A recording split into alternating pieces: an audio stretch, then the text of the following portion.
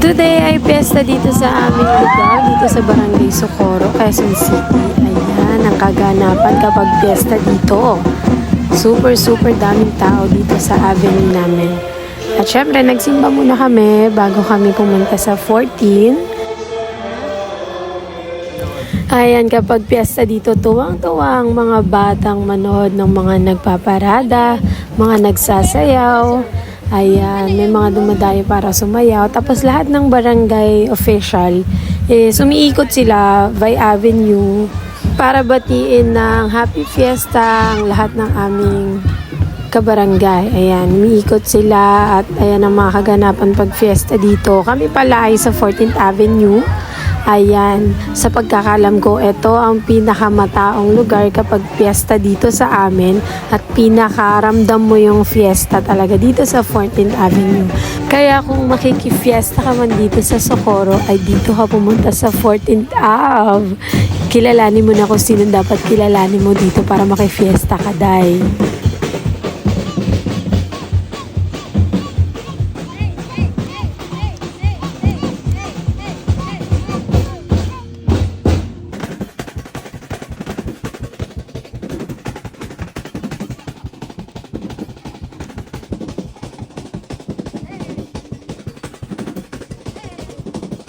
May mga nagpapalaro, yung usual na every year na ginagawa nila.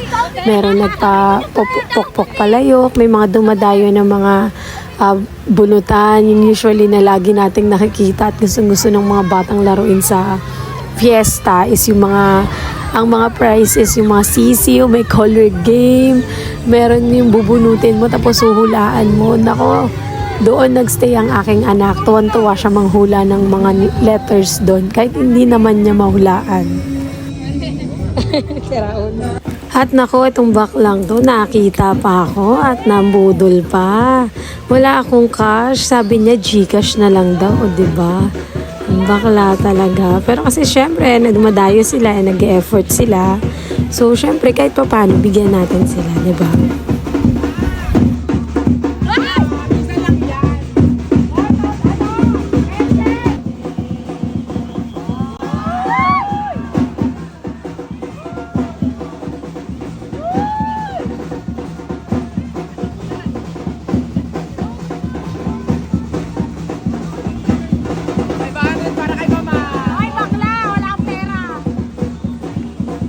At ang mga bakla, nakita naman yung asawa ko doon sa kabila, yun naman ang binubudol.